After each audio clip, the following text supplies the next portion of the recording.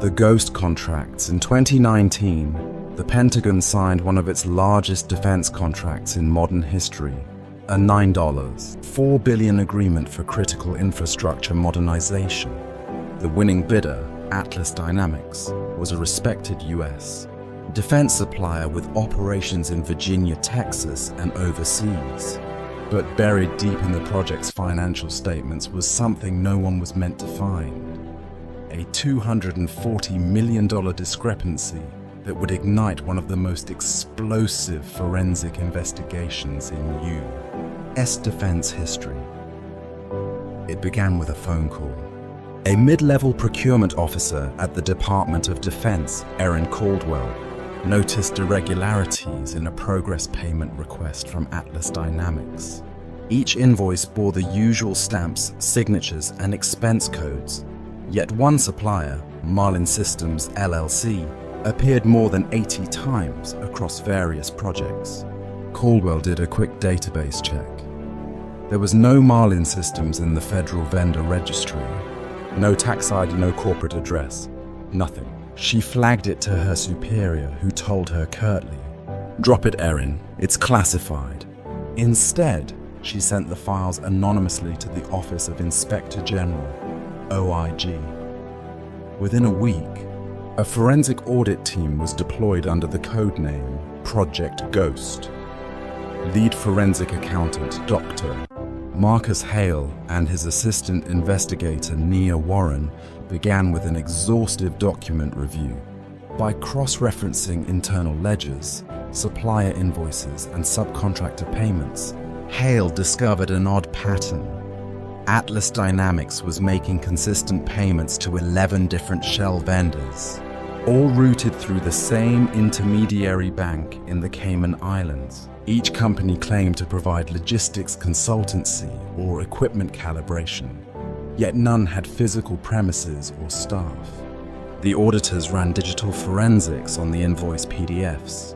Every document carried identical metadata signatures. They'd been created on the same computer. "We're not looking at suppliers," Hale muttered. "We're looking at ghosts." Atlas Dynamics had allegedly used ghost contracts, fabricated vendor agreements inserted into legitimate projects. Each ghost company billed the US government for services that never existed. Payments were made, approved, and siphoned off to offshore accounts before anyone noticed. The fraud ran deep. Hale's team uncovered that the company's accounting software contained an encrypted module, G-Layer, hidden behind a decoy program labeled Payroll Backup. Inside G-Layer were internal transaction codes that bypassed normal oversight. Code Q719 directed payments straight to shell corporations.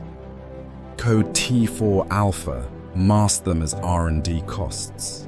Every keystroke was logged under a fake administrator account, N. Gray. Who was N. Gray? While combing through deleted emails, Warren found a digital memo referencing Gray Protocol. It detailed coordination between Atlas's CFO, Richard Callan, and a defense procurement officer named Colonel Bruce Talmadge, a name known in the upper echelons of Washington defense circles. The memo referenced strategic facilitation fees, euphemism for bribes. Further digging revealed that Callan had quietly authorized $57 million in expedited logistics payments during the first 2 quarters, all routed through Marlin Systems LLC. When the auditors ran forensic tracing through SWIFT transaction data, the funds resurfaced under multiple layers of accounts linked to a trust in Panama. And finally, a private wealth fund registered in the name of B.T. Holdings. The initials matched Colonel Bruce Talmadge. When questioned under oath, Callan denied all knowledge of any impropriety. But as auditors began matching his signature against digital approval logs, inconsistencies appeared. Electronic signing timestamps didn't align with his travel history, meaning someone had been signing on his behalf. That's when Nia Warren discovered something chilling. The user account N-Gray wasn't a person. It was an AI automation script designed to simulate approval workflows, one that could be remotely triggered through Atlas's secure VPN. Whoever controlled the VPN could approve or reject transactions at will, leaving no trace. And the IP logs? They traced back to an address inside the Pentagon's secure network. With mounting evidence, Hale and his team coordinated with federal cyber investigators. The case had crossed from financial fraud into potential national security breach territory. It turned out that Colonel Talmadge wasn't just receiving kickbacks. He had engineered the system itself. Years earlier, while seconded to a Defense IT Modernization Committee, he helped design the original payment interface that Atlas later exploited. He knew its weaknesses and how to hide within them. Forensic analysis revealed that Talmadge used encrypted communication via a messaging protocol known as Phantom Wire, accessible only through government intranet. This made tracing internal conversations nearly impossible until a lucky break.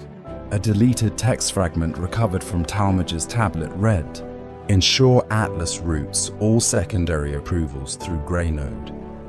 No external audit visibility. Just as the team prepared to submit interim findings, Erin Caldwell, the original whistleblower, was suspended without explanation. Her security clearance was revoked. Within days, someone leaked her identity to defense media, labeling her a disgruntled employee. But that move backfired. Public pressure mounted, forcing the OIG to release partial findings, confirming the existence of falsified supplier data. Congress ordered a special review hearing, and Project Ghost shifted from a quiet audit to a full-scale criminal investigation.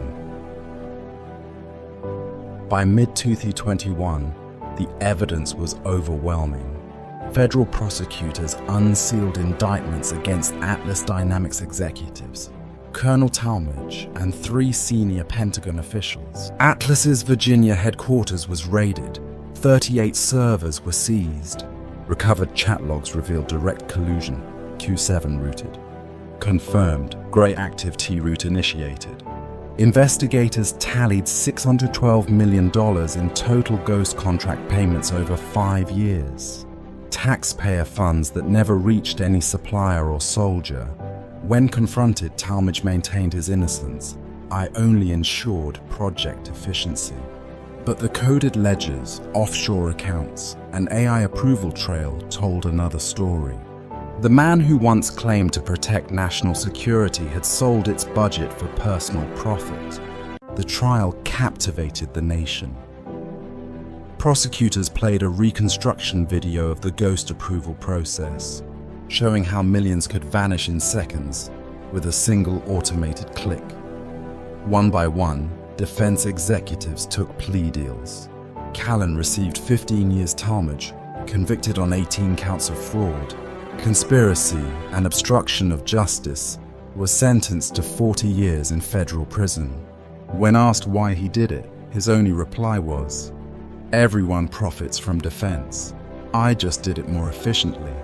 Atlas Dynamics was dissolved, its contracts redistributed among vetted suppliers.